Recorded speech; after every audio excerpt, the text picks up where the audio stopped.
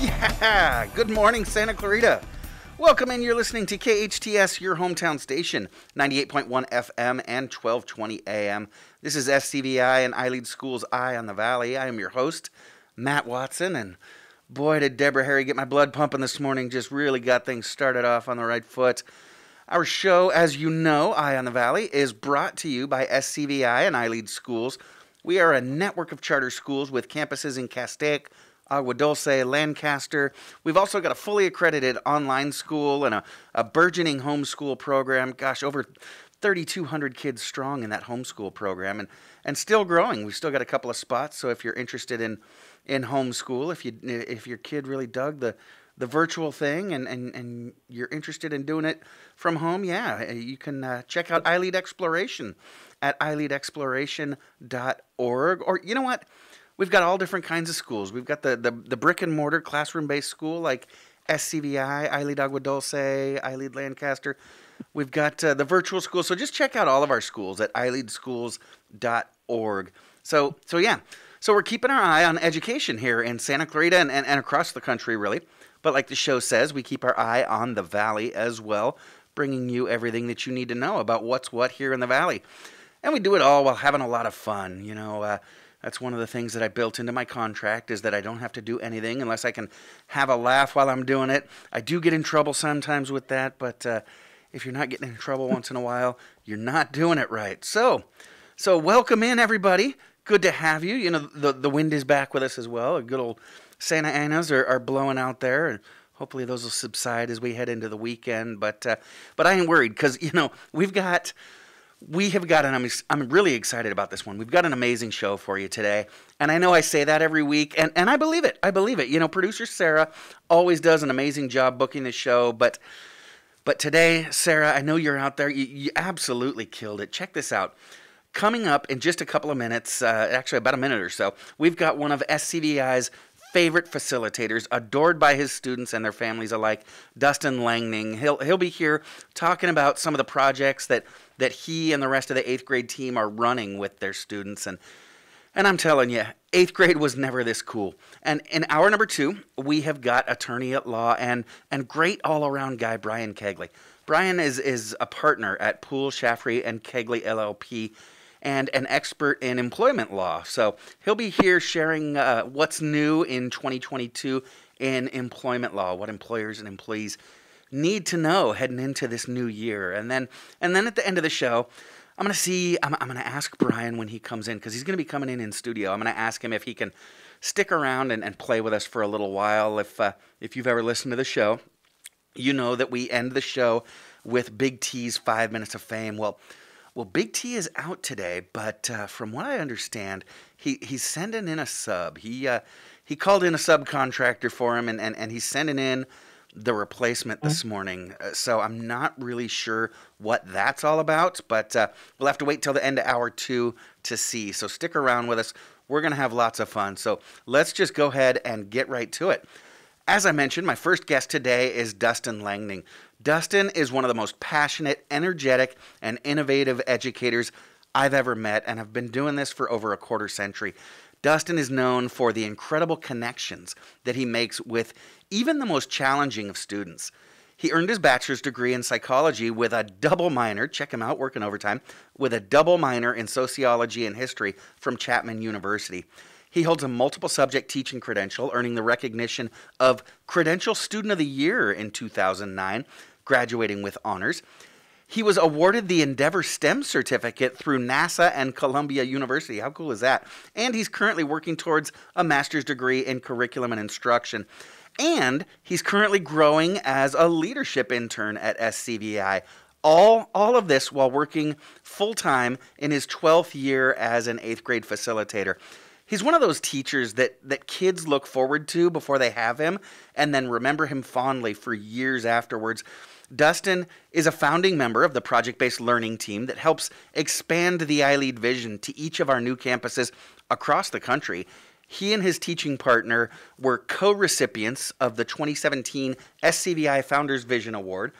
In the words of one of his learners' parents, Dustin is one of those teachers that has it all. Connection to students, passion to teach, and is respected by students and colleagues alike. My kids have been fortunate to have Dustin, this parent says, for several years, and she's just one of hundreds that would say the same. Dustin, welcome back to Eye in the Valley.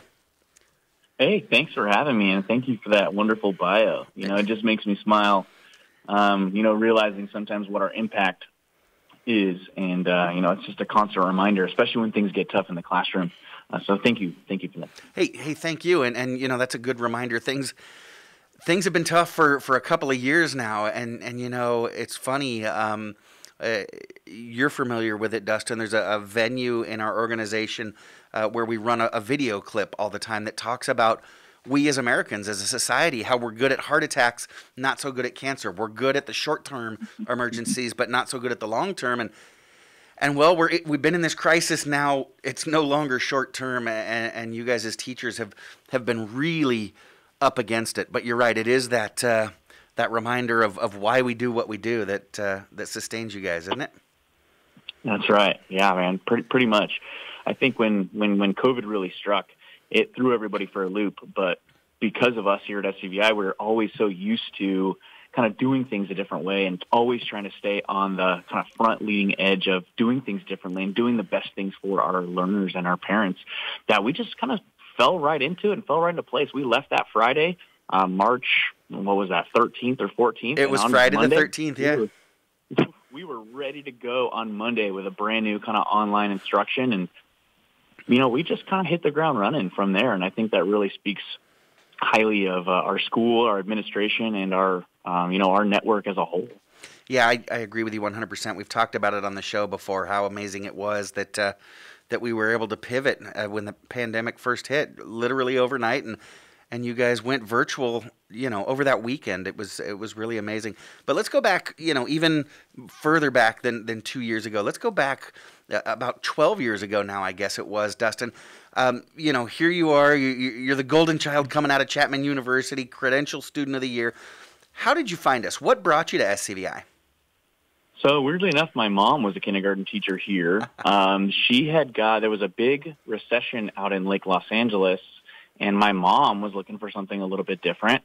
And she found the school. She found Dawn and Amber and had a conversation with them, fell in love, and came over to the school. Well, at that same time, I was kind of towards the end of my credential program, and I wanted to do my student teaching. So she said, hey, well, do something local, do something, in the traditional public sector, and then kind of move over here and see if you can do that. So I had a conversation with Dawn at the time, and they said, we'd love to have you. We've got a spot with this wonderful science teacher. His name is Dan Molick, and I think you would learn a lot from him. So come on in. We'd love to see what you can do. Couple weeks in, I just kind of knew, this was my jam. This was my spot. It just felt right. Everything kind of fell right into place.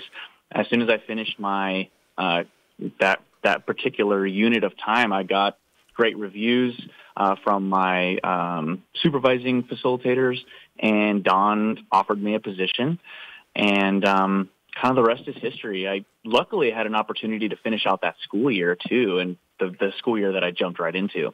So I got an opportunity with that first group of kids that came through SCVi to kind of be a part of their journey here. So, and then I just never looked back since.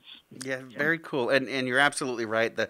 I wasn't there back in those days, but I've known you over a decade now, and a truer fit to SCVi and the way iLead does things, there could not be. You kind of embody everything that we do. In fact, I know that oftentimes when we've got newer facilitators, whether they've had experience in education or not, they're referred to you as kind of a point of reference. Now, I called you in your introduction, I called you a facilitator at SCVi, and it's funny because, charter schools, we always do things differently, and maybe a few years back, there were a little bit fewer restrictions on charter schools, and so folks kind of look at me with a skeptical eye sometimes when I refer to our facilitators, and I think a lot of them, even from their experience in private schools or elsewhere, people will ask me, do you call them that because they're not actually teachers? They're not credentialed teachers, but like I said, as your resume indicates, you're probably better prepared than 90% of the teachers out there. So can you explain to our audience why we refer to you and your colleagues as facilitators rather than teachers? Sure. I mean, I can definitely try. So kind of what I always refer to it as is when a teacher walks into a room, they take charge of the learning environment. You know, the teacher is the instructor who's responsible for the day. They're responsible for the content. They're responsible for the schedule. They're responsible for everything that goes on, and they're micromanaging every little detail. Responsible for measuring how much information that the learner gets. They're evaluating. They are doing everything they're themselves, and they don't need to rely on anybody else. I think the big key difference with a facilitator is that they are not just managing, they are facilitating. They have really, and we all have really special training in leading group dynamics and facilitating conflict resolutions, strategic planning, team building, things in group settings. Really seeing our learners as individuals and being able to facilitate instruction for that. And I think that is the main difference between a facilitator and a teacher. And that's why we call ourselves facilitators, because I think it just embodies more than just teaching these kids certain sets of skills.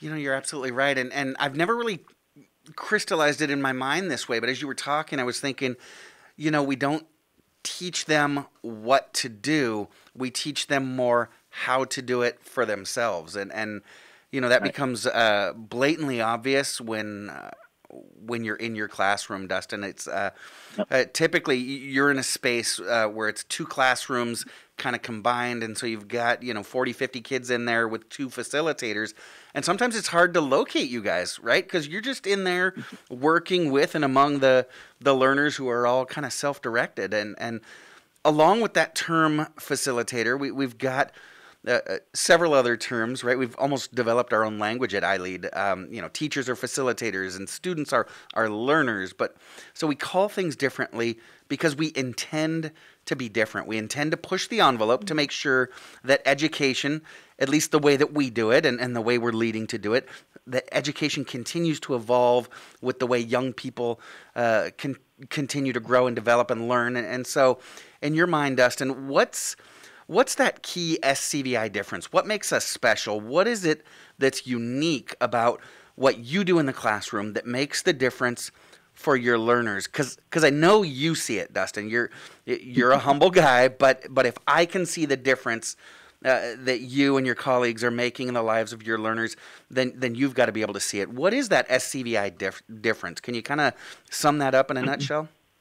You know, for me, I think the main key difference that why SCVi and why iLead just in general is that every person gets their own individualized touch here. They get their own individualized piece of their educational journey. You know, if a learner wants to go a particular route, we're going to help them go that particular route. If they need more help in this particular area or that, our goal is to help facilitate the path that they can reach that in the most successful way possible. It's funny, you know, the parents, when they come from especially traditional schools, are like, so you mean I can like come in and like have a conversation with you guys? Yeah, we would love that. Well, not only are you supposed to come in, we're going to have these, you know, these individualized learning plans. We're going to have these conversations, but we want you to be a part of that dialogue. What kind of struggles have you had as a learner and as a parent in the system? And, you know, how can we do things differently to make you guys feel more comfortable in our environment? I think that's the key difference for me that I've seen over the years is this individual kind of footprint that we give every single kid. I want to know every single kid. I want to know all their parents. I want to know what they struggle with. I want to know what they need. And I think sometimes when we're in sometimes a traditional environment, not all of them, what I think tends to happen is some kids tend to get lost. And I think here at SCVi, I think we've done a really good job at seeing our learners and making sure that they know that they're seen, that they're cared for, that it's not just about what's going on inside the classroom, it's also what's going on outside the classroom, that we care about you as a kid, as a learner, as a person, as a unique spirit. Because when you are going to take over this place, you're going to take over this community, we want to make sure that you are keeping those values true, because this is the things that we want to see moving forward in the world. Gosh, you know, you're absolutely right. And a huge part of that, our curriculum is designed to do that as well. That's not just, you know, the connections that you all make, which you make deep personal connections with your learners and their families, but our curriculum is intended to be individualized as well. You know, you don't have math books, that it's the same math content for everyone. You don't have science books, history books. You use a project-based curriculum. And for those of our listeners who aren't familiar with project-based learning, can you tell us a little bit about what it is? How does project-based learning work in the classroom? What do you do? What do the kids do as juxtaposed to how the traditional school lesson work test model works? I'm going to kind of refer to the other method as kind of just like an old school model, because it is kind of how we've done things for the last 100 years. Right. But the old school model of passively learning facts and reciting them out of context is really no longer sufficient to prepare our learners to survive in today's world. It's about solving highly complex problems, and it requires learners to have fundamental skills, which they need to have. They need to have reading, and they need to have writing, and they need to have math and problem solving. But they also need to have those 21st century skills, right, that we talk about often, the teamwork and how to research and how to time manage themselves and how to synthesize info and high-tech tools. And I think PBL, what it does really well is it uses those combinations of skills. And in order for learners to become directors and managers of their own lives, their own learning processes, if that makes sense, and just to be then guided by a skilled facilitator. I think that's the key difference. It's not just the me pouring in that information and just saying, this is what you need to know, because this is what I find to be important. No, these are the skills that our society is deeming important. It is going to deem important because these are the trends that we're seeing. So project-based learning, it continuously changes as well. Yeah. It's funny, and just like, I think we've had this conversation before, PBL keeps adapting itself and keeps moving from, if you remember, kind of where PBL started to where it is now. It's morphed a lot, and it's changed, and I think it's supposed to. And the more I feel like I know about project-based learning, sometimes I feel like the less I know. I'm like, every time, if you really reading articles and looking into current projects, you're like, man, why didn't I think about that? Oh, man, that's so neat. That's so cool. I love that. You never feel like you're an expert in it, even if you feel like you're doing it all the time. Well, that's kind of beautiful because, that's the idea behind project-based learning is it not only encourages, but it requires every learner and every facilitator to continue to up their game, to continue to research and continue to get better. And, it's funny, you talk about the high-tech tools in the classroom, and I was kind of mentally taking a tour around your classroom where I see every learner access to some of the latest computers. You've got flight simulators, you've got bandsaws and things like that in your classroom. Everything that your kids need to make their projects come to life. And I want to talk, Dustin, about some of those specific projects. We do need to take a quick break, but when we come back, I want our listeners to hear some of the specific and amazing things that you're doing with your learners, rather than just teaching them, the quadratic equation, which is important, but the way you guys teach all the stuff we're required to teach is amazing. Project-based learning expert and guru to the teenage psyche, Dustin Lengning, joins us this morning. When we get back, we'll be talking about those specifics and some of those amazing projects that they're rolling out that are changing the lives of their students. You stay tuned. I'm Matt Watson, and this is SCVi, and I lead schools Eye on the Valley, and you're listening to your hometown station, KHTS. Traffic brought to you by Reeves Automotive and the CHP, who remind motorcyclists to always wear a full coverage DOT-compliant helmet and assume drivers can't see you. New riders should take a California motorcycle safety course and always keep in mind that riders with passengers require more skill.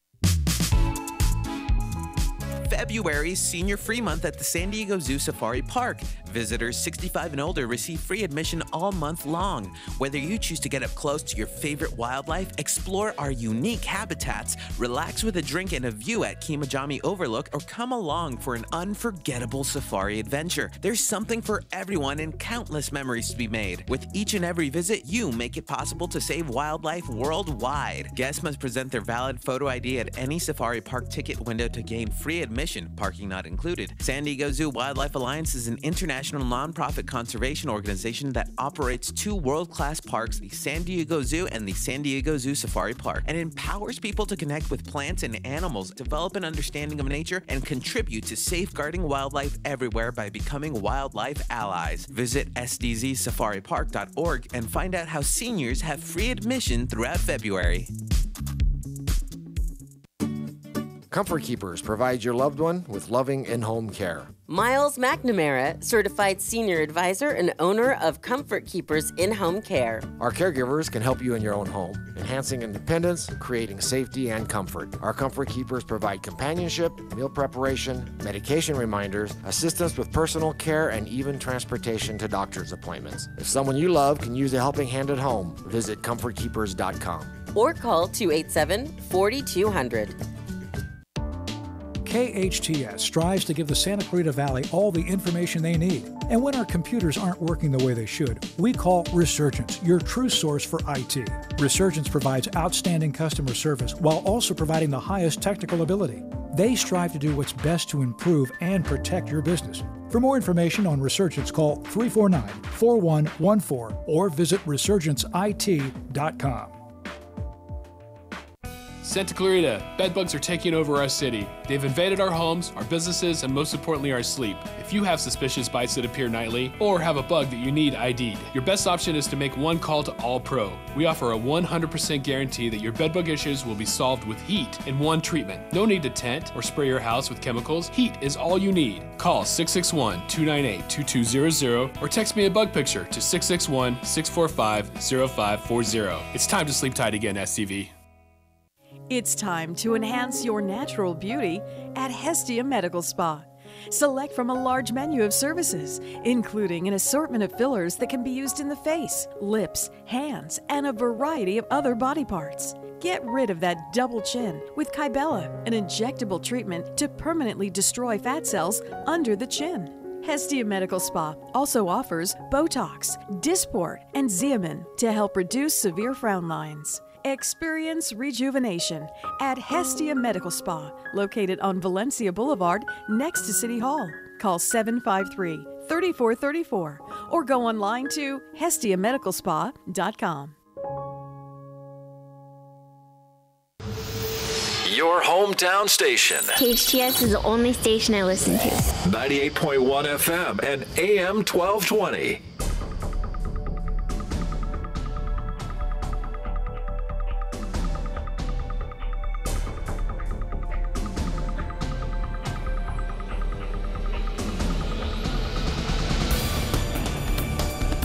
Welcome back.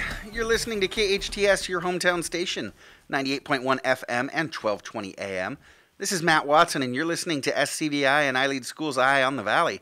And this morning, I am joined by Dustin Lengning, and, you know, I keep trying to encapsulate in a phrase or two what Dustin means to his learners, but the truth is, he's the kind of educator that when his former students graduate, when they go off to retreats, or even sign million-dollar contracts, and no, I'm not exaggerating here, Dustin knows I'm telling the truth, they often look back at their time spent with Dustin and reflect and refer to the time spent in his 8th grade classroom. And I'm serious, 8th grade.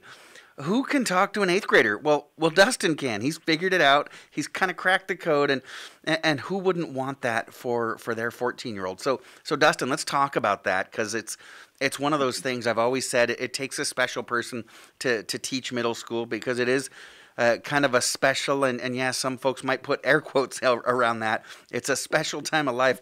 So so many of us, like I say, we fear that age. Even as teachers, we dread that age. I remember myself when I was a young teacher saying, you know, I can do elementary, I can do high school, just don't put me in middle school. So what do you find special about it? What it is about the age around middle school, and specifically 8th grade, that you connect with? It's funny. I say the same thing about kindergarten and high school. Don't do it to me. 8th grade is such a wonderful and challenging age. You're trying to figure out this puzzle, right? Of where are they? Where do they want to go? They're really trying to figure out who they are, and they need someone to help guide them. They need someone to give them structure. They need someone to challenge them, but at the same time, they need someone to understand the feelings that they're going through. We've all been there, but some of us, it's been a little bit longer since we've felt those things or understood those things, understanding kind of what our society is even going through and changing. I've taught many grades over the years, and I think that, this is really my niche. I can make them laugh. I can make them cry. But they also keep me on my toes. And I think, honestly, the only real reason I don't teach kindergarten is I think that all my dad jokes will flop. So, like, that's like my worst fear ever. I think I've got nightmares about that. I'm like, man, if I tell a joke, will they laugh, or will they just, like, I don't know, just run around the circle of the room? I don't know. And next year, it's been funny. I've been talking to my team about maybe trying something different. I said, hey, maybe we can go to 6th grade and loop up with them for 3 years. I'd love to build that multiple-year connection again. I think some of the kids that I have the best connections with that are now, in their early 20s, I had them for 3 years. Yeah. I had them in 6th grade, and then I followed them up with 7th grade, and then followed them again to 8th grade. And those are the kids that and their families that I have the best connection with.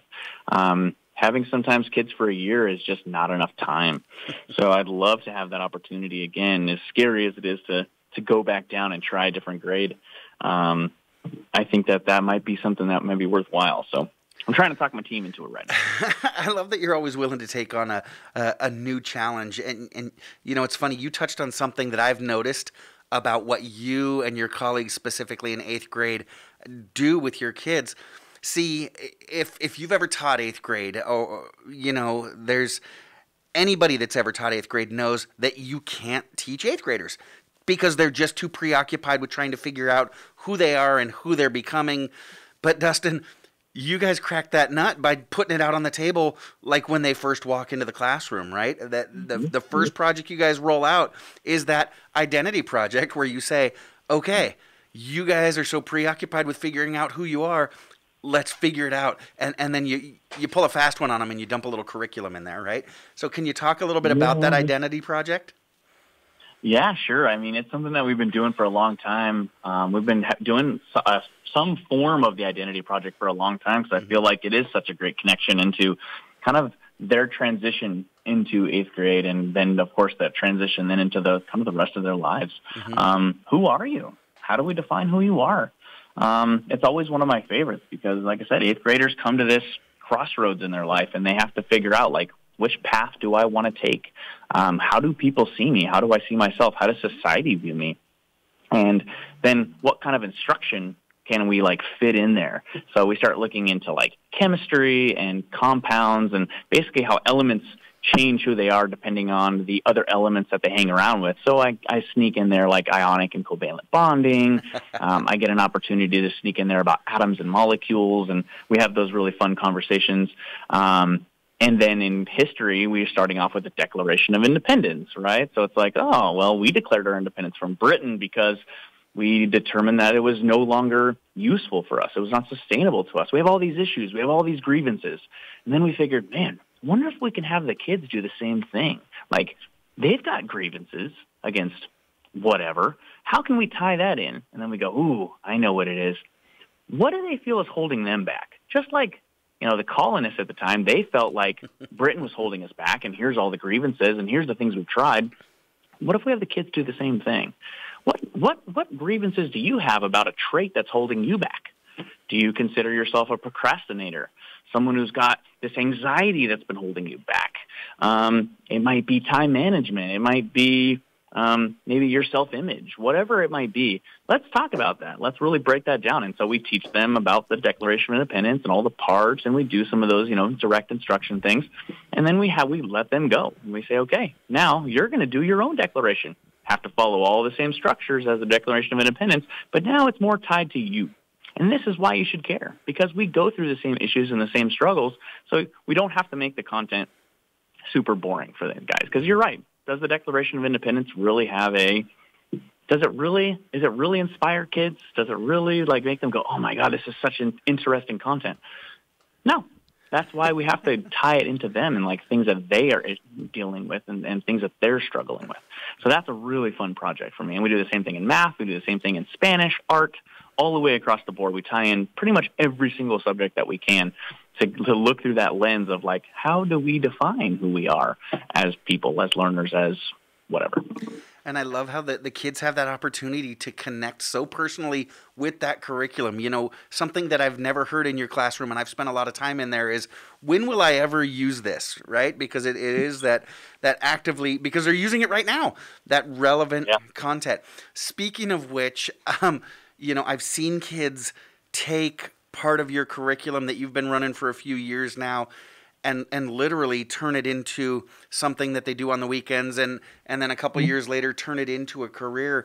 I'm talking about a glider project where your kids literally learn to fly an airplane in your class. So can you talk about that project a little bit and tell me how that even fits in the curriculum? Because if I were to propose that to most 8th grade teachers, they'd say, yeah, but I don't have time. I have to teach them, these novels, and I have to teach them to write an essay and all that stuff. Talk a little bit about that glider project and how that all fits in. Sure. As you talked really well about it, they're basically flying aircraft, and the science, especially on my side, typically when you're looking at the NGSS standards, which are the national standards for science that every state is doing or every state is attempting to do, is this spiral approach where they're looking at all these little pieces in every single grade level, and it spirals instead of how it used to be where 6th grade was just earth science, 7th grade was just life science, and 8th grade was just physical science. So in 8th grade, it used to be just physical science based, so that was my jam. And I figured, well, now with the NGSS coming up, these kids have this spiraled approach that they're hearing all these things. So how do I take that to the next level? Well, in the NGSS, they have this huge unit called motion and stability. It's all about Newton's laws and planning investigations and asking questions about data when we're talking about forces, constructing arguments about interacting objects. And I go, how can I make that work?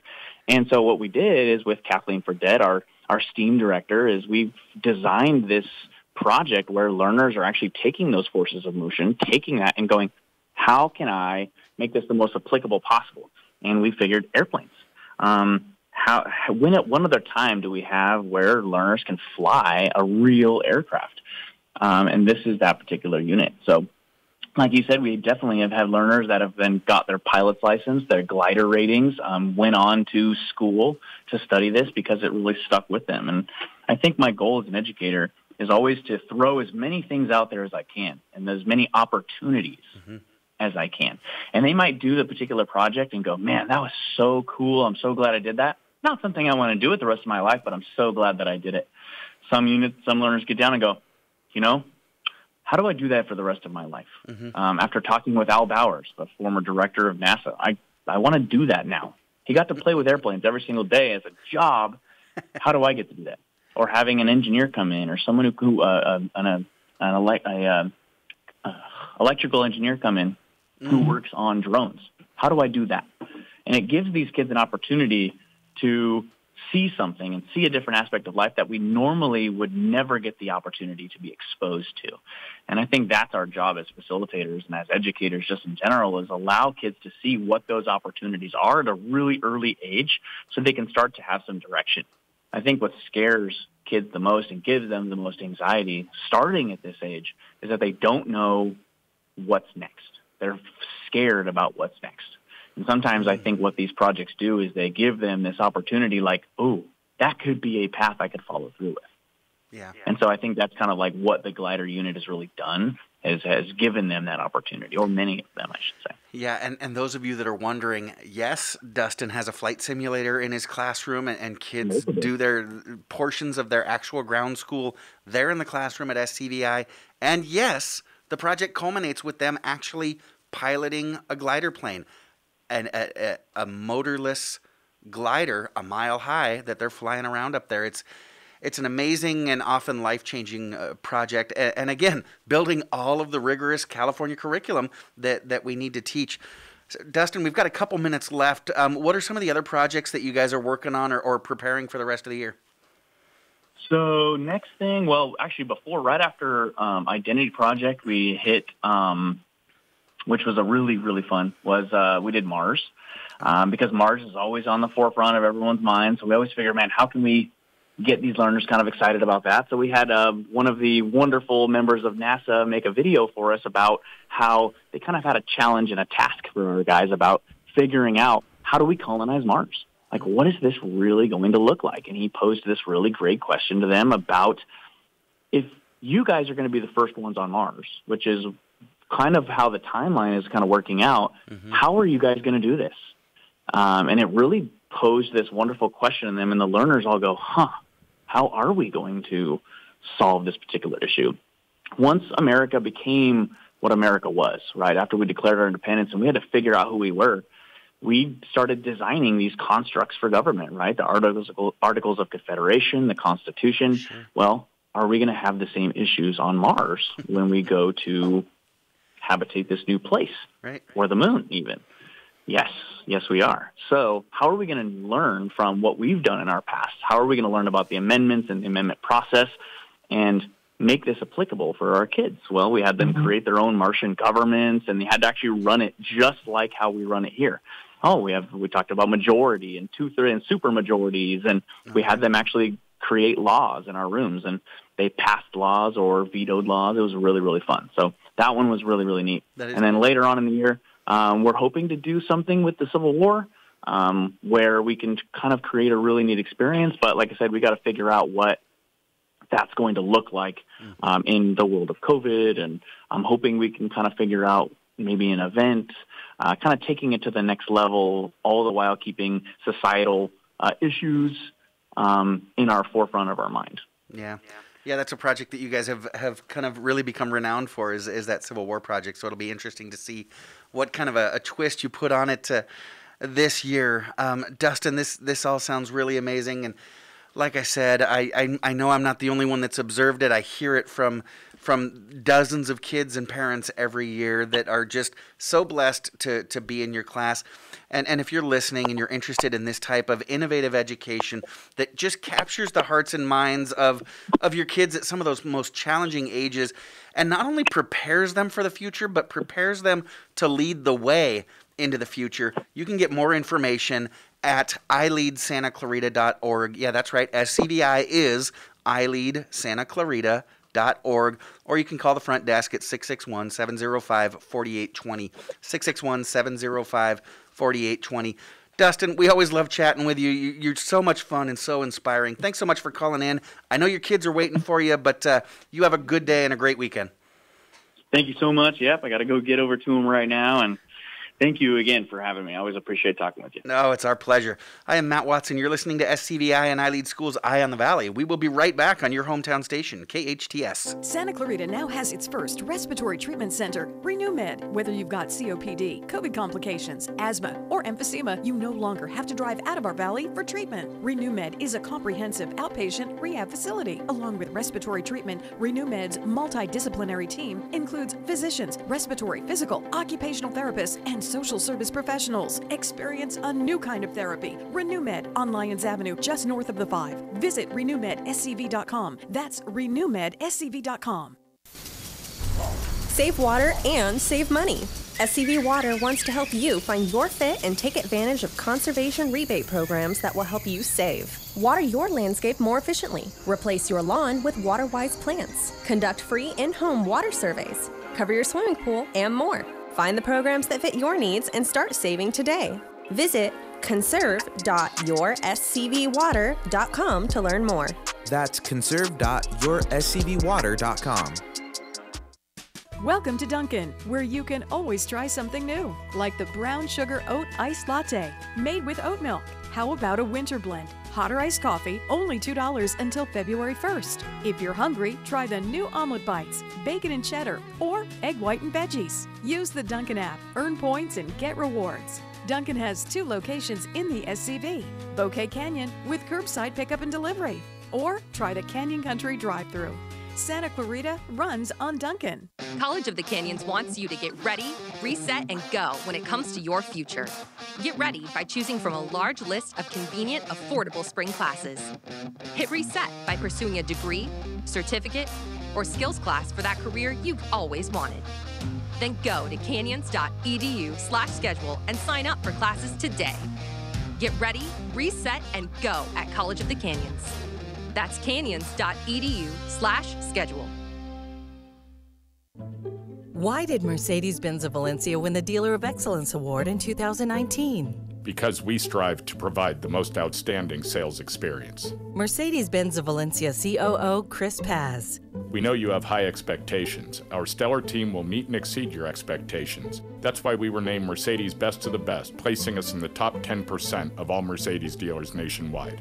Find out how you can lease a new Mercedes for unbelievably low monthly payments. Details at mbzvalencia.com. I'm Susan Owen, managing partner at Owen Patterson & Owen. People are impacted every day by the negligence of others. From the Aliso Canyon gas leak, where our firm settled nearly 4,000 cases, to the thousands tragically impacted by the Las Vegas shooting, where we recovered millions for victims and families. Serious cases requiring expertise, reputation, and success, recovering over $10 billion for accident victims. If you have been injured, call Owen Patterson & Owen, 888-OPO-WINS, and we do. Go to opolaw.com. Denny & Company, LLP, helps small to medium-sized businesses with their tax and accounting needs. With over 55 years of public accounting experience among them, Denny & Company's partners are familiar with a large number of business types, tax situations, and business consulting needs ranging from individuals, families, trusts and estates, corporations, partnerships, and limited liability companies in many different industries and professions. The partners and staff of Denny & Company, LLP are always friendly, helpful, responsive, and are experienced in representing individuals and businesses like yours with all kinds of government agencies, banks, attorneys, and more. They are your hometown CPA firm. Why go all the way to Century City or Encino to pay top dollar for the same level of services you can get right here in Santa Clarita? Denny & Company, LLP. CPAs that make life less taxing. Call 286-8860. Call 286-8860. Your hometown station, KHTS.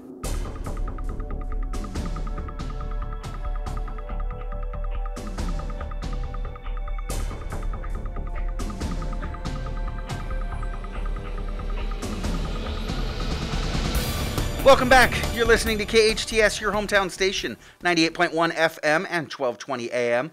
I am Matt Watson, and you're listening to SCVi and I Lead Schools Eye on the Valley. This one's actually going to be a fun one. My guest for hour number 2 is actually joining us a little bit earlier, and you know, I'm going to introduce him in a way that that he is well worth, but we're going to do that next hour, because this hour we've got some business to take care of. Brian Koegle joins me on the air. Brian, good morning. Thanks for joining us. Good to see you, Matt. Glad to be here. Those of you that know Brian know what a huge role he plays in our community, and like I said, we'll get to that in a minute, but we've got some show business that we need to take care of. Not show business like glitz and glamour, but business of the show, because we're nothing here on Eye on the Valley if we are not accountable. You know, we hold the show members accountable for what they do and what they say. And, you know, we talk sports a little bit, because sports is an important part of our culture and our society. And last week we just chatted for a couple of weeks because we were heading into a big playoff week. I don't think any of us realized, though, that we were heading into what is now being called probably the greatest football weekend of all time. 4 incredible football games. Did you catch all 4 of them, Brad? Absolutely amazing. Watched every minute of every game. Oh, so exciting. And it all culminated in the 4th game, going into overtime. Absolute gunslinging shootout that had the country on the edge of its seats. But last Friday, Brian, you know, before we headed in, we just had a little fun, and I asked Patty, who's a football guru, and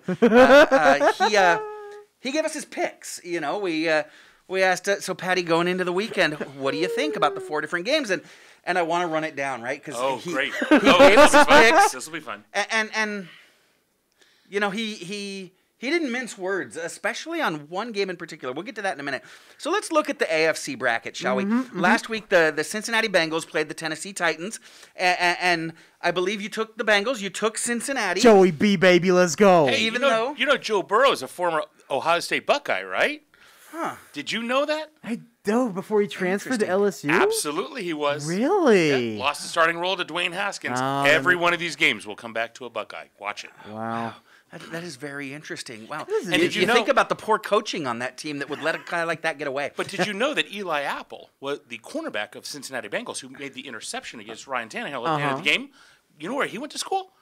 Where's that? He also went to the Ohio State University. I'm sensing a Buckeye trend from Mr. Brian over here. So young Patty, you got that one right. You called the upset, right? Tennessee was the number one seed in the AFC, and you got that one right. So great job. You're on a roll. You're 1 for 1. You also called a close game in the other AFC matchup. You said it was going to be a close game. Yes, I did. And it was the closest. It could have gone either way, though. It really could have. And did it go your way? Did the Buffalo Bills pull it off? No. I'm so... they could have. They really could have. Patty, you love literally... to the Bills Mafia, though. Love for the Bills Mafia. Oh, gosh. Indeed. How did those people get up on Monday and go to work? I don't know. But Patty, you literally lost that one on a coin toss. I know. Okay. It happens. So, that's sports. That's the way it rolls out. That's how it rolls. So let's go over to the NFC bracket. Okay. One of them mildly surprised me. One of them surprised you? Yes. Okay, and you got the other one right? No. Oh, no, I got both of them wrong. But one of them surprised me because I wanted this one to win, and they won. The other one, no. Well, let's talk Packers and Niners. Yes, that's the one. You called Packers and Niners. You said that Aaron was just too strong, and he was going to roll the Niners out. It was 0 degrees in Green Bay, and how do you come from California and go to Green Bay and beat Aaron Rodgers, probably the league's MVP? So you missed that one. Well, but you underestimated something, though. I did. Right? I'm glad. In the freezing cold, you didn't understand that Nick Bosa, defensive end of San Francisco 49ers, do you know where he went to undergrad? Yeah, I know. He went to the Buckeyes. The Ohio State University. Thank you very much. Wow. Now, tell me about the other game, because you issued a guarantee. A guarantee. What was that guarantee that you gave? What's that? The music's playing? I think you said that the Rams had 0 chance of winning their game? They still have 0 chance against the 49ers in a couple days from now. Brian, hold on to your receipt if he's issuing a guarantee. I'll take that bet. Hold on to your receipt. We do have to get out. We're going to talk a lot more with Brian Koegle when we come back. Looking forward to it. I'm Matt Watson. You're listening to SCVi and I Lead Schools Eye on the Valley on your hometown station, KHTS.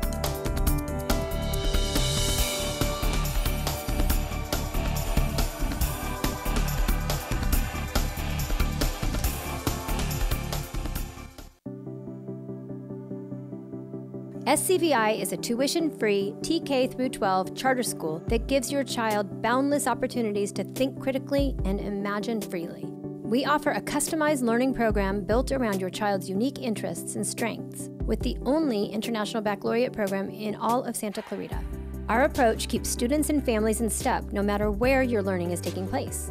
Be empowered to make your mark on the world at SCVi. To take a tour or enroll now in our one-of-a-kind program, visit ileadsantaclarita.org. iLead Schools, free to think, inspired to lead.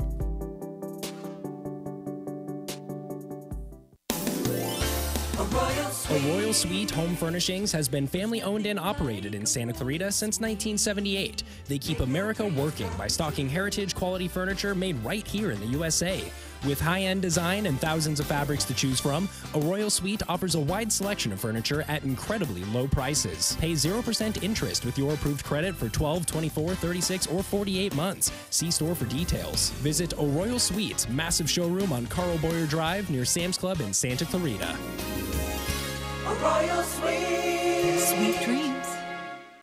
When I think of being a personal injury lawyer, I think of all the people who don't know what to do and that I can help them. I'm Susan Owen, managing partner at Owen Patterson & Owen. When you are in an accident, you don't know what the future holds for you physically, emotionally, financially. It is so traumatizing and people often overlook that. If you've been injured, call Owen Patterson & Owen, 888-OPO-WINS. And we do, 888-OPO-WINS, or go to opolaw.com. Experience Frontier Toyota's all-new hot and exciting Toyota lineup. Serving the Santa Clarita Valley for over 30 years. Frontier Toyota, the Camry, Corolla, and Prius Kings. They're tops in Tacoma and Tundra trucks. Frontier Toyota, the new way of car buying. Shop from home at frontiertoyota.com or visit their showroom at Valencia and Creekside. Discover a whole new car buying experience with your friends at Frontier Toyota. It's great to be in Santa Clarita. This is Charlie Kirk inviting you to join me every weekday from 4 till 7. We'll be exploring the latest craziness in the news with my humorous, enlightening perspective. It's a fun, entertaining, and illuminating 3 hours, so let's stay informed together as we free thinkers unite weekdays from 4 to 7 on Santa Clarita's hometown station, AM 1220 and 98.1 FM. KHTS, AM 1220 and 98.1 FM Santa Clarita. It's 9 o'clock. Time for national news on KHTS. A city in mourning. Lisa Brady, Fox News. All of this seems so unreal. Like I'm having one of those nightmares that you never thought you'd had. Dominique Lizuriaga is now a widow just 3 months after marrying her childhood friend, one of 2 New York City police officers being mourned. The funeral for 22-year-old Jason Rivera just held at St. Patrick's Cathedral. Cardinal Timothy Dolan presided over the ceremony. Mayor Eric Adams, who's spoken out angrily over the killing of Rivera, and his partner Wilbert Mora delivered a eulogy. He was a first-generation New Yorker, son of immigrants. Example how we can come together as a city. He's a hero, and our fellow New Yorkers acknowledge that. Rivera and Mora were killed in what officials say was an ambush while responding to a domestic violence call. Mora's wake and funeral will be held Tuesday and Wednesday. Jessica Rosenthal, Fox News. Parts of the east are about to get a lot of snow. The National Weather Service has already issued a blizzard warning for Boston, and we are expecting as much as 18 to 24 inches of snow and 40 to 50 mile per hour winds. Boston Mayor Michelle Wu declaring a snow emergency beginning tonight. The storm is expected to intensify as a nor'easter after moving up from the Carolinas. President Biden heading to Pittsburgh, a scheduled visit to talk about infrastructure, but now the NTSB is also on the way after a bridge collapse early today, just a few miles from where the president will speak. This bipartisan infrastructure law is critical to Southwest Pennsylvania and the city of Pittsburgh. We know we have bridges that we need to take care of. Pittsburgh Mayor Ed Gaines says the city was fortunate no one was killed today. That collapse left a bus dangling, rescuers rappelling down while others formed a human chain to get people out. America is listening to Fox News.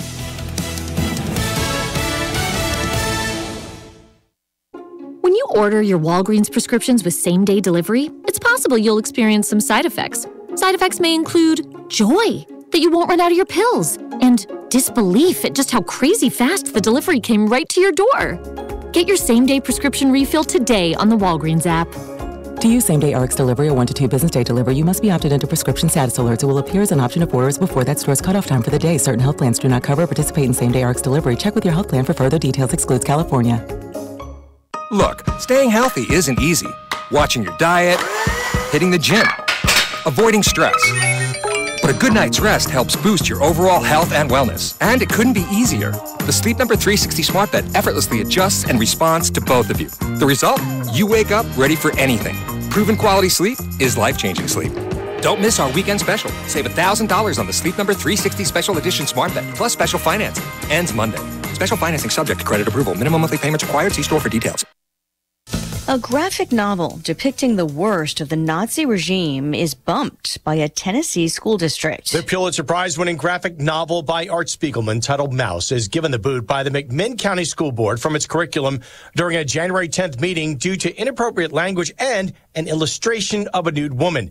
In the book, Jews are drawn as mice and the Nazis are drawn as cats. The 1980 work tells the story of the author's Jewish parents living in 1940s Poland. The story hitting social media Thursday, which happened to be International Holocaust Remembrance Day. Spiegelman says he's baffled by the decision, saying, "This is disturbing imagery, but you know what? It's disturbing history." CJ Papa, Fox News. State and local governments reported more than $117 billion of revenue losses in the first year of the pandemic. But an Associated Press analysis of newly available data also finds those shortfalls proved less severe than originally feared. And many of those same governments are now in the green, with record amounts of money in some cases, proposing a surge in spending as well as tax cuts.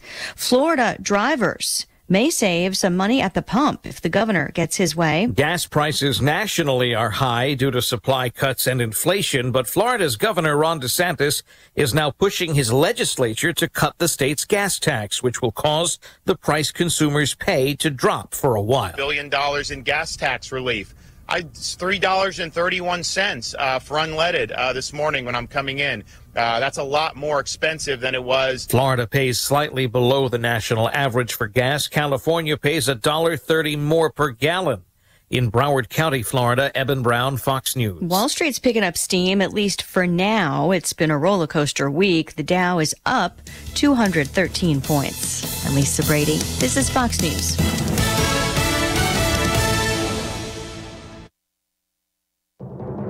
I'm Stuart Varney, and this is the Fox Business Report. Consumers are growing less optimistic about the economy, according to the January Consumer Confidence Index, which dipped from the month before. It's basically inflation is pinching Americans, impacting how they view the economy and their expectations for the future. They doubt the government's policies will be able to fix this situation. Lauren Simonetti with the Fox Business Network. The downturn comes after 3 months of gains. Kia is recalling 410,000 vehicles across the U.S., some Forte and Sedona and Soul models, which have a problem that can prevent airbags from inflating in a crash. The issue hasn't led to injuries so far.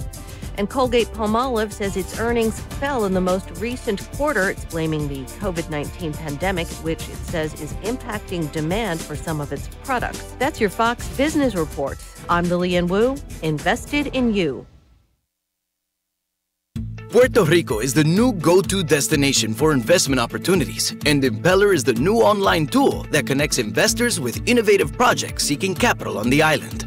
Impeller takes the guesswork out of investing in Puerto Rico, surfacing the insights you need to make informed decisions and empower your investment portfolio. Visit investpr.org/impeller and set up your account today to see what the island has to offer. Impeller, your hub for investment opportunities in Puerto Rico. Power. Thanks for listening to KHTS AM 1220, Canyon Country, California. K260 CO 98.1 FM, Santa Clarita, California. Accidents happen, but rest assured Patterson's Collision Center is here to help. Patterson's is a family-owned and operated collision repair facility providing the Santa Clarita Valley with premium collision repairs. Patterson's prides itself on being the only California-certified green repair shop in all of Santa Clarita. They are insurance claim specialists and even offer payment plans for your deductible. For personalized, friendly service, visit pattersonscollisioncenter.com or call 294-1011 and let Patterson's Collision Center help ease your worries today. Once heart attack symptoms begin, delaying treatment increases the risk of heart damage, disability, and even death. Time is critical. Leading the Valley with the most advanced digital technology and treatment times that beat national best practice goals, Providence offers emergency coronary angioplasty and stenting performed by highly trained board-certified cardiologists. For more information, call 1-888-HEALING. The road to healing leads to Providence. Healthcare can be difficult if you're underinsured or have Medi-Cal. Samuel Dixon Family Health Center can help. Services are available on a sliding fee schedule. The mission of the Samuel Dixon Family Health Center is to give the Santa Clarita Valley access to affordable, quality primary care. There are 3 locations to serve you: Canyon Country, Newhall, and Valverde. Go to sdfhc.org for more information and to find the location most convenient for you. SCVi is a tuition-free TK through 12 charter school that gives your child boundless opportunities to think critically and imagine freely. We offer a customized learning program built around your child's unique interests and strengths, with the only International Baccalaureate program in all of Santa Clarita.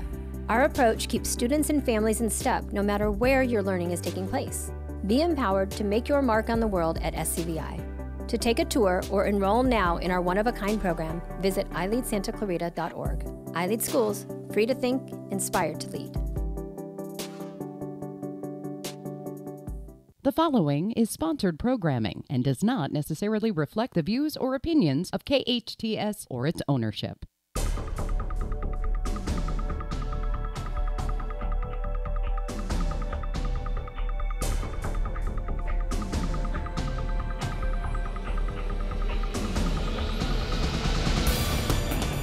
Welcome back. You're listening to KHTS, your hometown station, 98.1 FM and 1220 on the AM side. I am Matt Watson, your host, and you're listening to SCVi and iLead Schools Eye on the Valley. We are coming to you live from the KHTS studios here in the center of Main Street in beautiful downtown Newhall. And, you know, if you haven't spent time here in downtown Newhall lately, you don't know what you're missing.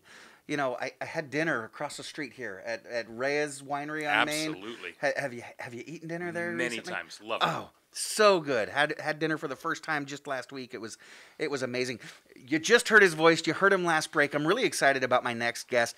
He's a great guy and just an absolute pillar in the Santa Clarita community. Brian Koegle is a partner in the Employment and Labor Law Department of Poole, Shaffery and Koegle LLP. With a focus on labor and employment law, Mr. Koegle provides counsel to employers across various industries regarding hiring practices, employment contracts, wage and hour issues, compensation, discipline, and termination matters. He represents employers in mediation, arbitration, litigation, and various administrative hearings, defending a wide range of employment discrimination and fair employment practice cases. He also assists employers in the design, drafting, modification, and implementation of personnel policies, procedures, and employee handbooks, and conducts personnel policy audits. Mr. Koegle guides employers with respect to all aspects of wage and hour compliance, including overtime calculations, meal and rest period requirements, and statutory penalties arising from non-compliant policies and procedures. He also counsels employers on leaves of absence, including family and medical leaves, alcohol and drug rehabilitation leaves, and leaves involving pregnancy-related disabilities. He's a frequent writer and renowned speaker on a variety of labor and employment-related matters. Mr. Koegle also counsels business owners with regard to business and commercial disputes, including protection of trade secrets and proprietary information, and has first-chair trial experience litigating business and employment matters. Mr. Koegle is a member of the Labor and Employment sections of the California State Bar and Los Angeles County Bar Association, and serves as an associate fellow in the Litigation Council of America. He's been recognized by Super Lawyers Los Angeles magazine each year between 2010 and 2017. He's a longtime member of the Santa Clarita community. In fact, he's a member of the College of the Canyons Alumni Hall of Fame, where he attended before transferring to one of the many universities in the state of Ohio. Wait. Hold on, Maddie, one of the many universities? Well, there's lots of fantastic institutions out in... But there's only one that has "the" in front of it. Okay. That would be the Ohio State University. All right, thank you for the correction. I sense a trend. And from the Ohio State University, he went on to receive his law degree from Southwestern Law School. Brian was recognized as one of the 40 under 40 by both the San Fernando Valley Business Journal in 2005 and the Santa Clarita Valley Business Journal in 2009. Long time ago. Long time ago, yeah. You ain't under 40 no more. Not so much. He's also served on several nonprofit boards throughout the community. By any way you measure it, Brian Koegle is a great man with $1 million smile. Brian, welcome to Eye on the Valley. So glad to be here, Matt. Thanks so much for having me. Oh, I appreciate you coming in. Really appreciate it. I know your time is quite valuable. So $5.50 an hour. All right. So it's good to see you, Brian. One of the things that we really focus on at iLead Schools is the why, helping our families and especially our students figure out what their why is. You know, the what and the how don't matter nearly as much as the why. And one of the folks that we study pretty closely is Simon Sinek, and he practically preaches on starting with your why. So let's start there. Why did you decide to become a lawyer, and then why employment law specifically? Oh, wow. Interesting. I'm from a long line of attorneys and judges on my mom's side of the family, very, very prolific lawyers throughout my family lineage. But quite candidly, and my mom will tell you this story all day and twice on Sunday, she knew that I was going to be a lawyer at about age 4 because she said I was arguing basically right out of the womb. By the time I hit 9, I participated in Toastmasters here in Santa Clarita Valley. Truthfully, one of the greatest experiences of my entire life. I participated for the next 4 years, and there is something about standing in front of a crowd and having their attention and advocating and taking a position and actually selling what it is that you have in your possession. And candidly, that's what it means to be a lawyer. You have to take a position. You have to advocate it. You have to sell it to a judge, a jury, opposing counsel, your client sometimes. And that aspect of it has always been appealing. What's interesting, though, about my path is I went to law school because I wanted to be a district attorney. I wanted to put the bad guys behind bars. I wanted to make sure that I was doing justice. I was bringing value to the communities where I was working. Well, when I came out of law school, unfortunately, it was one of the very difficult economic times here in California back in the early 2000s. And there was a hiring freeze statewide in every county for district attorneys. So I hung my own shingle, and my second case that I ended up taking in was an employment law case, and I just loved it. I loved the intricacy of the law. I loved the specialization of it.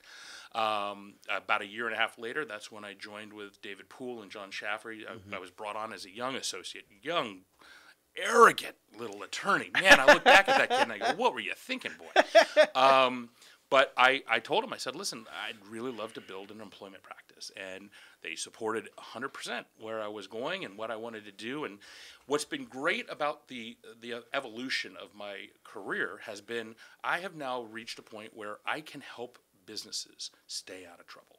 And I can guide them around the pitfalls, the perils, the difficulties in complying with California law. And that's my own little contribution, you know, back to my clients, back to my community. Maybe I'm not putting the bad guys behind bars, but I'm at least trying to keep businesses out of trouble wherever possible.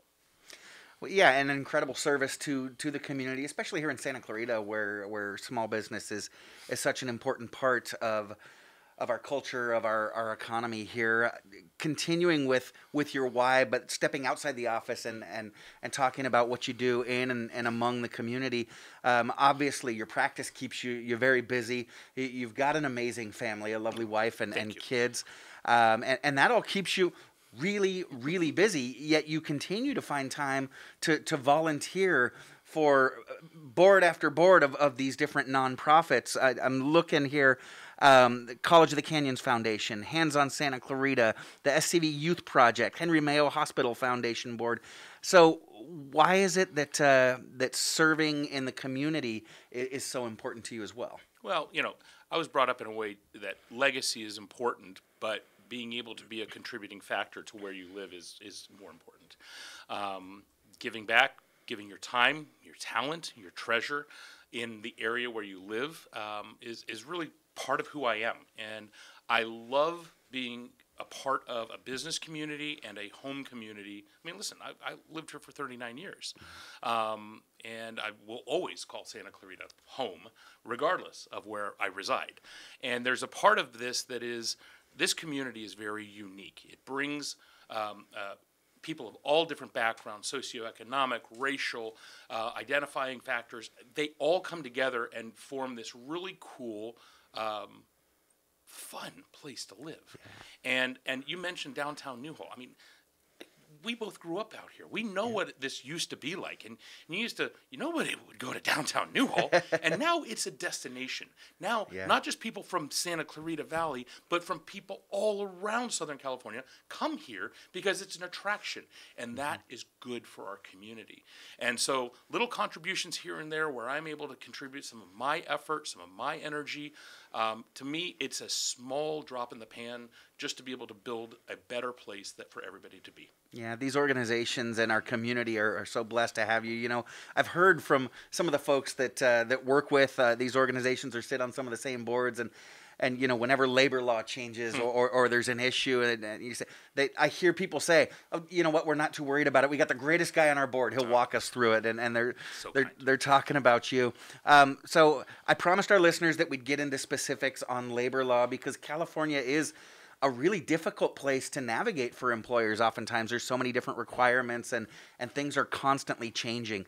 So can you tell us, start out kind of global, what is unique about doing business in California? What makes it a struggle? And, you know, people constantly talk about the way laws are set up that are either attracting or pushing businesses out of our state. What makes this a unique place to do business? Well, listen, in the 70s, 80s, and early 90s, the Golden State was truly a golden place for business. It was very pro-business, focused on growth and development and opportunities and building opportunity. Unfortunately, there was a shift, and the focus really moved away from becoming pro-business and really focusing on the employees and the consumers themselves.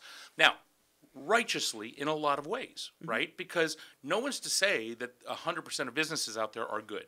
The problem is when you paint with such a broad brush and you try to avoid specific issues with broad legal policies, what ends up happening is you make it a more restrictive culture.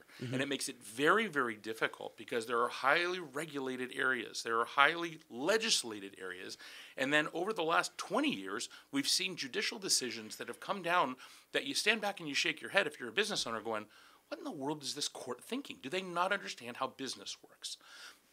And so unfortunately, and I say this all the time, until we start getting legislators in office who have signed the front of a paycheck, meaning that they're the business owner and that they have to distribute money, as opposed to just the back of a paycheck all the time, we're not going to be able to change this culture. We're not going to be able to change the positioning.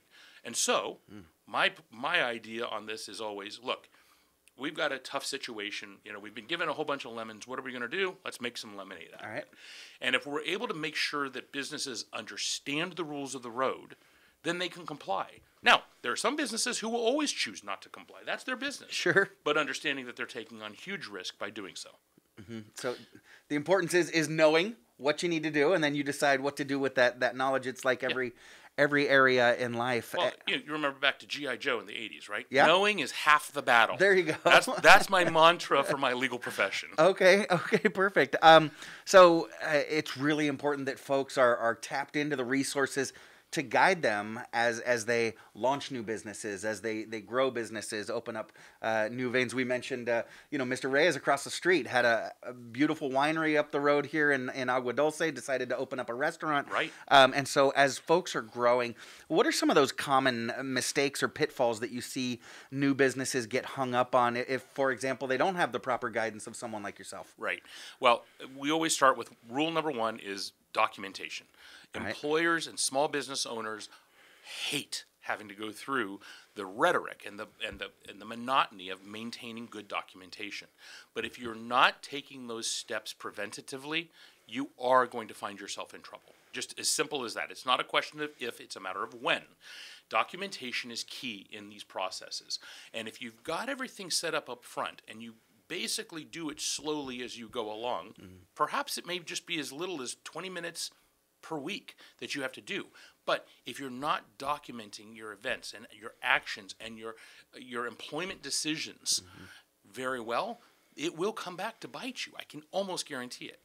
That starts with good policies and procedures, making sure that you have a solid employee handbook that lays out for your employees what your expectations are, what you are looking for in a good employee, so that if they're not following the rules, if they're not following your policies, and you choose to discipline them, either verbally or written or ultimately terminating someone, that you've got something to go back on and say, I told you what the rules were. You broke the rules. Now there's a penalty to pay. Okay. Now I'm going to put you on the spot a little bit here because now I'm thinking, I'm trying to put myself in the shoes of a small business owner or someone who's getting ready to open up. I know that your firm, Poole, Shaffery, and Koegle, are able to take on large corporation clients and support and defend them. But if I'm starting a business and just scraping for every penny to get open, have you guys got packages and programs for me that will help me maybe write those policies, those handbooks to get started? Absolutely, I do. And not to turn this into an infomercial, but I actually prefer working with the smaller businesses than the large Fortune 500 companies because they need me more. They need to have someone in their corner. And so we have a very cost-effective program, depending on what type of industry you're in, depending on what size business you already have, whether or not you have exclusively a California presence, if you're in multiple states. I work with you. I make sure that I am fair and reasonable, and I set an expectation in your mind so that you know as a client what to expect. And you're not going to get a bill from me for $5,000. Instead, I work and I say, look, I'll work with you on this on a flat rate, or we'll give you a discounted perspective on this if you qualify for one of our programs. And so I make sure that I'm providing those, we'll call it value-added business, right? Because the way I look at it is I'd rather catch you on the upslope. Right? I know that right now you may not have a whole lot of cash on hand, but hopefully if you succeed, we'll succeed together because you're going to rely upon me because now I'm your trusted advisor.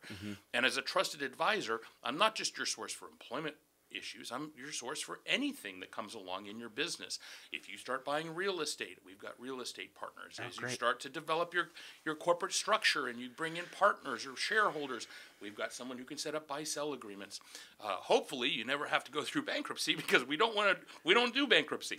But we also have a litigation team that if you ever found yourself in a dispute with a business partner, with a client, with a vendor, with an employee, we handle all of those issues as well. Okay. So you talk about disputes with employees, and this is one of those things that, when I talk with my friends that own or run businesses, it frustrates the heck out of me. It's got to just absolutely kill business owners. And that is when you come up as a business owner against a lawsuit that you know you can win and you know that you're in the right 100%, but the cost of fighting that suit can become more exorbitant than it's worth, right? And so at what point does it become better to just kind of pay a settlement versus fighting the quote unquote good fight? If I'm sitting across from Kenny Rodgers, I got to ask, how do you know when to hold him and how do you know when to fold him, Brian? Great, I love it. Well, my joke with most business owners is principle is expensive. Okay. California law is drawn in such a way that if an employee recovers even $1 on a violation of the labor code or of the wage orders, they are then entitled to recover all of their plaintiff's attorney's fees. Wow. And unfortunately, the way that California laws are all drawn, it's very hard to be 100% compliant with all of these rules and regulations, right? And so the plaintiff's attorneys, they'll dig and they'll dig and they'll dig until they find some sort of violation. And in that circumstance, now not only are you going to be responsible for paying your own defense costs, but you'll also be responsible for paying the plaintiff's fees as well. Mm-hmm. Flashing forward, Senate Bill 331 just took effect January 1st of 2021, and it really has created a hardship for defense attorneys. And I'll just speak real briefly on this. Basically, the new rule of thumb and the new rule of law is that in a settlement or in a severance agreement that we reach with an employee in the state of California, we can no longer insist upon non-disclosure or confidentiality of the underlying facts and circumstances of the payment on the settlement. What does that mean? Well, it used to be that many times I'd sit down with business owners and say, look, at least I can buy your peace of mind, right? At least you know that if we settle with Jane Doe, she's not going to go on the KHTS the following morning with a press release talking about all the bad things that your business did against her, right? It closes the chapter, it closes the book, and you get to move along.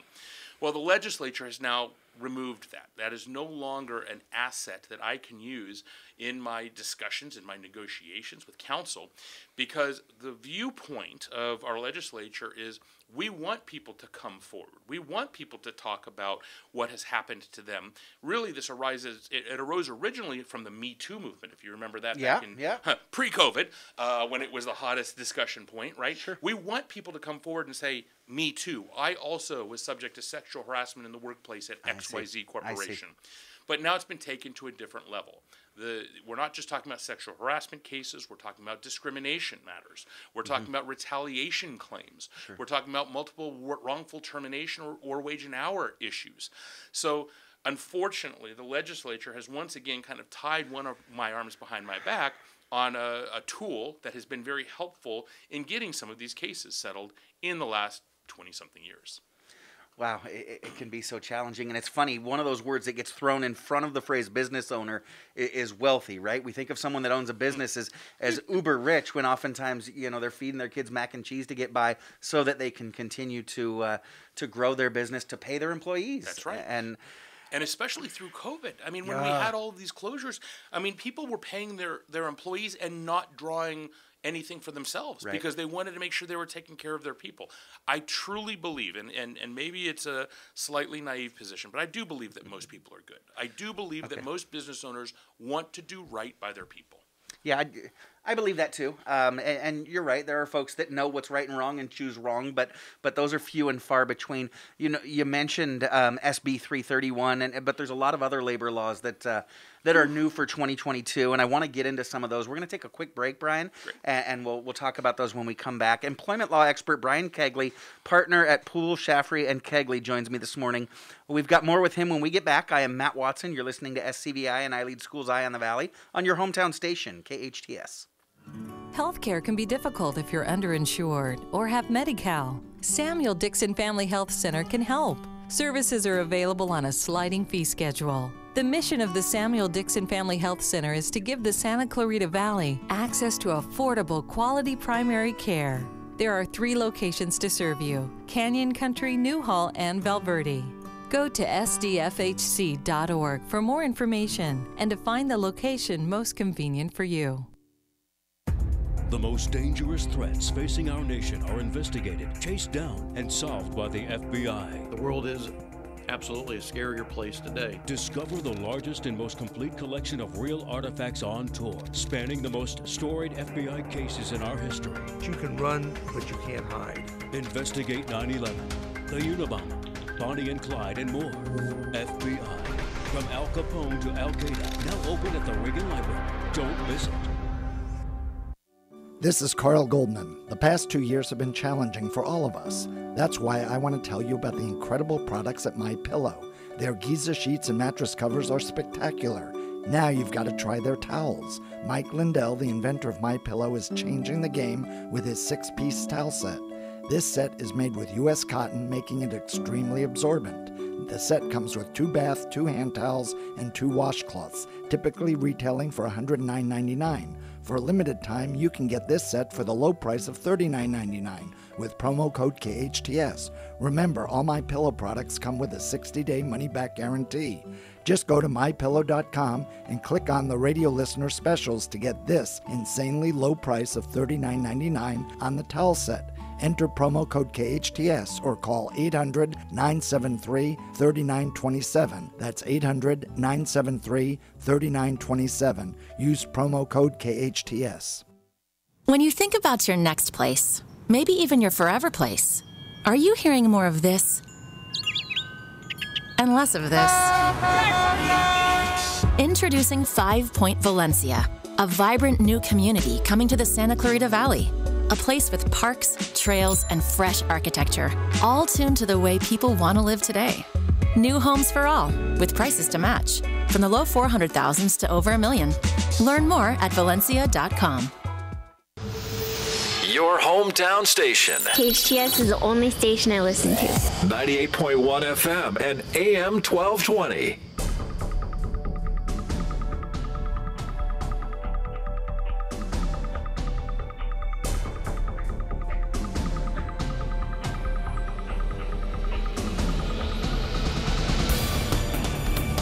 Welcome back. You're listening to KHTS, your hometown station, 98.1 FM and 1220 AM. This is SCVi and I Lead Schools Eye on the Valley. I'm your host, Matt Watson. Brian Koegle, partner at Poole, Shaffery, and Koegle LLP, joins me this morning, and we're talking labor relations and a little bit of country and western music. Oh, there we go. Well, we talked about Kenny Rodgers last break just a little bit, goofing off. So, Brian, I want to just kind of open it up and let you riff a little bit here, because I know one of the things that our community really looks forward to is the talk that you give every year about new labor laws that are taking effect. What are some of the things that you're seeing in 2022 that are affecting businesses and business practices? Oh, my goodness. So much to go over. You would have thought that in 2021 we would have seen a slowdown on regulation and legislation because we were trying to emerge from a post-pandemic situation and trying to allow businesses to recover. But it was actually just the opposite. In fact, our legislature in 21 passed 770 new bills, of which 83 are employment related.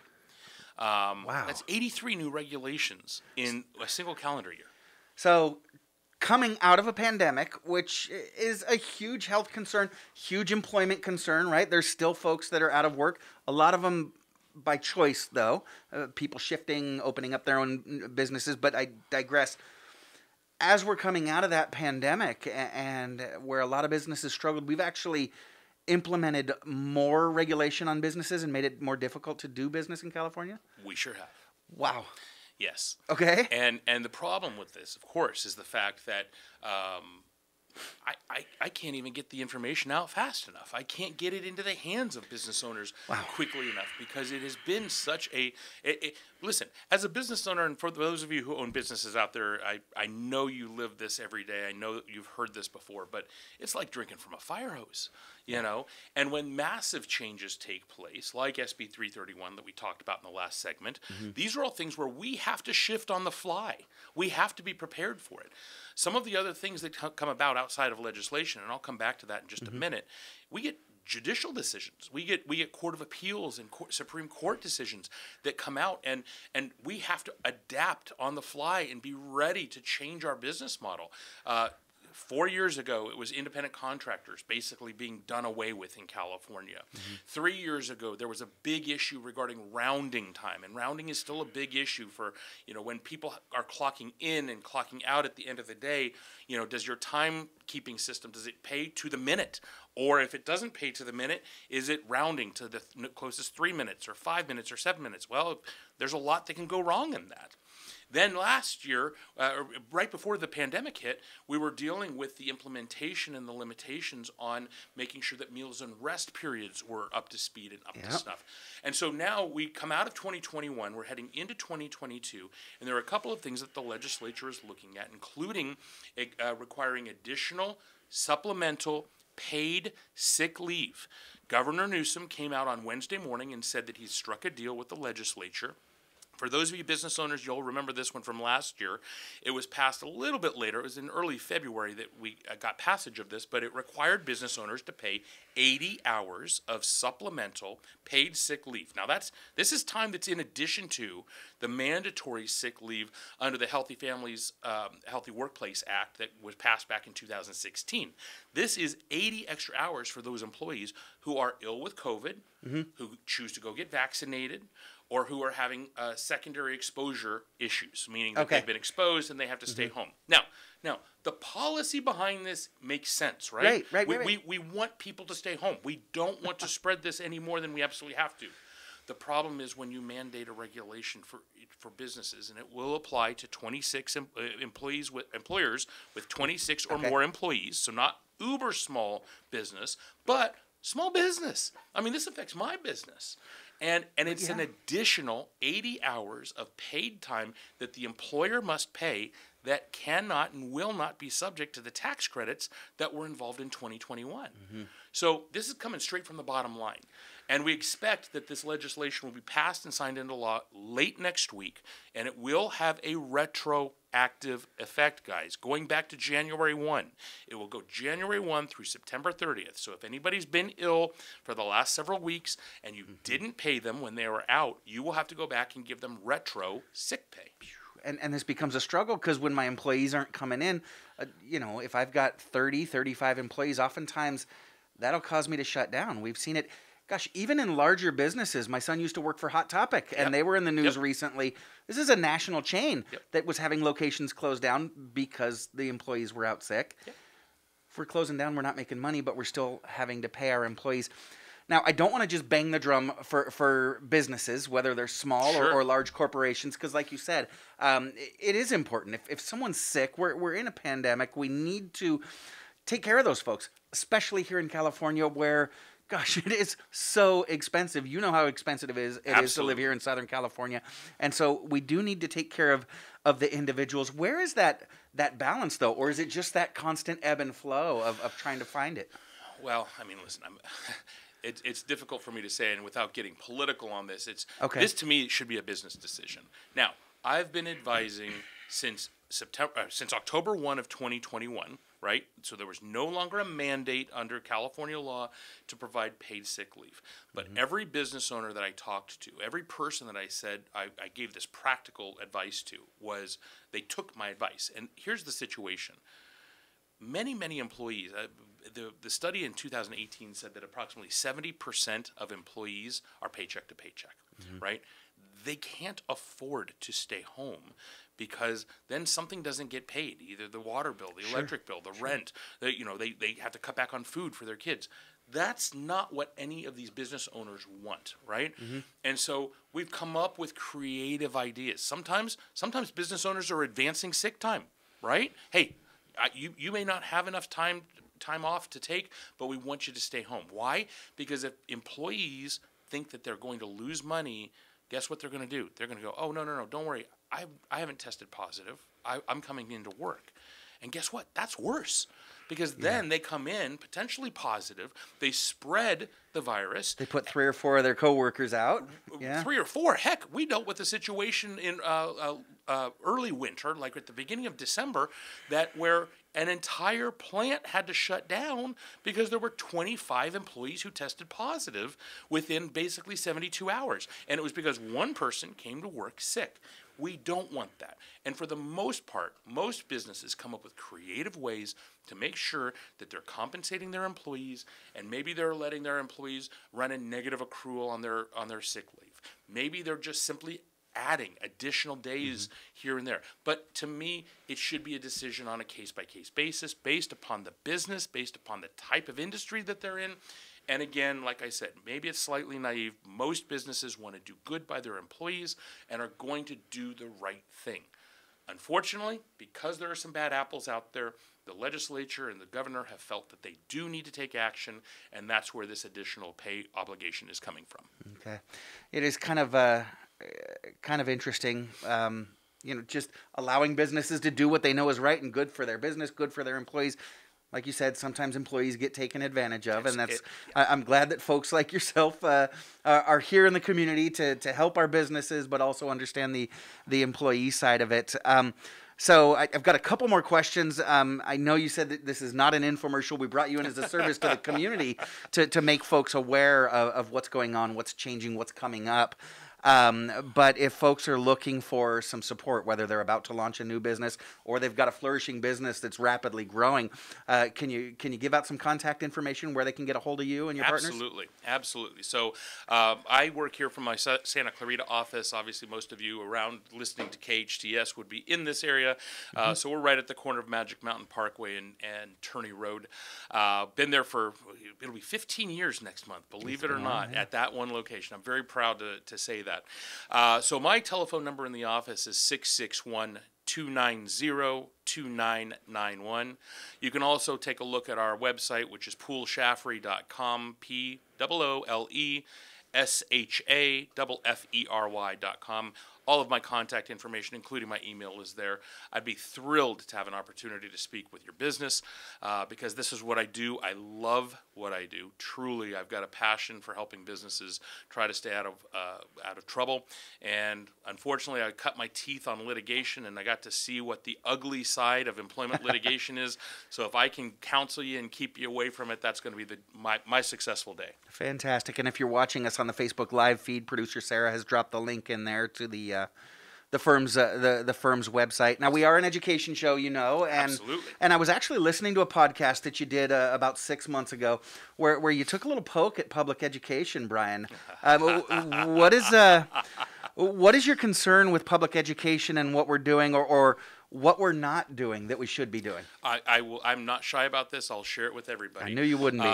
First of all, we got to figure out a way to get our kids trained up on the realities of life. We've got to teach them about basic finance, credit cards, mortgages.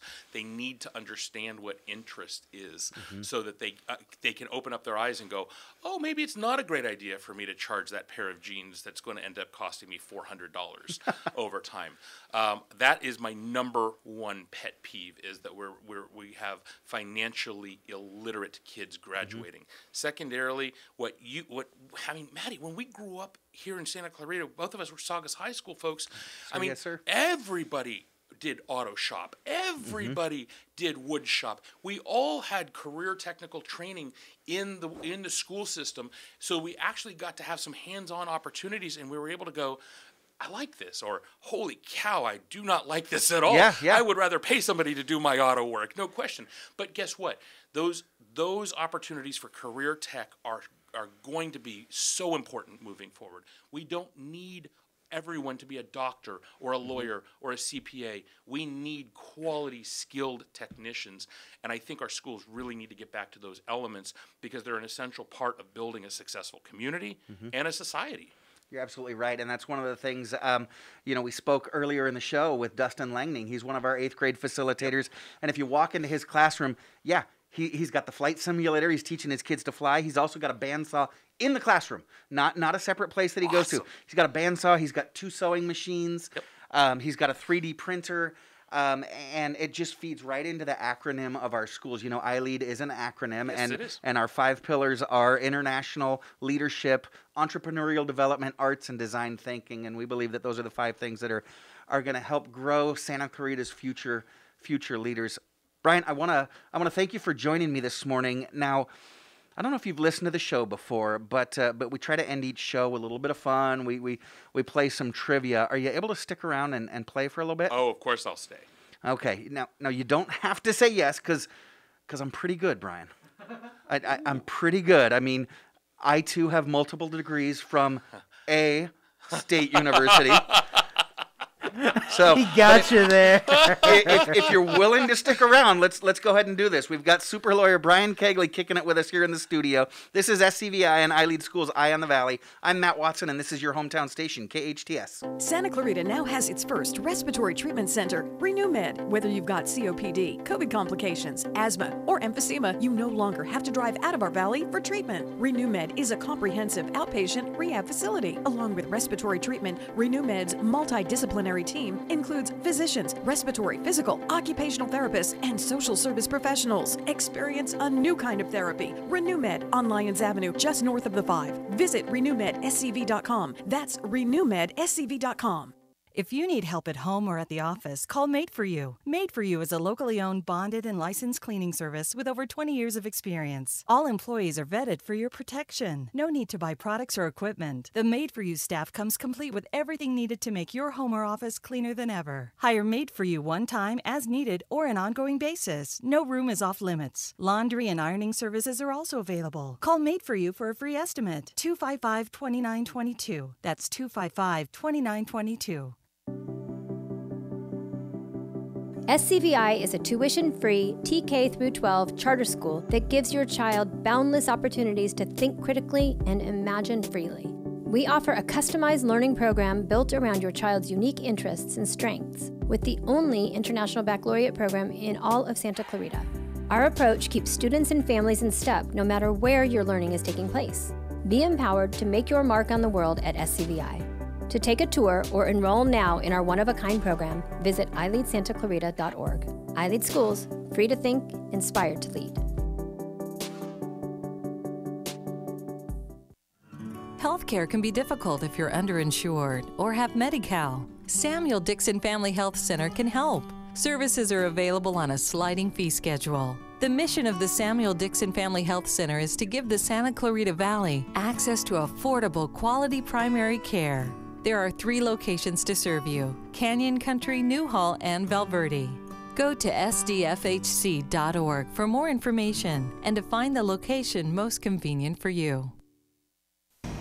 Folks, this is your pancake speaking. If you look out your window, we're flying over IHOP's delicious international pancake combos. Sweet tres leches. A pancation wonderland with views of Belgian chocolate, tres leches, and vanilla spice. Pancakes. Pancakes. Pancakes. Pancakes. You know, let's back this thing up and take another look. Go on a pancation with international pancakes at IHOP, starting at $4.99. Your hometown station, KHTS.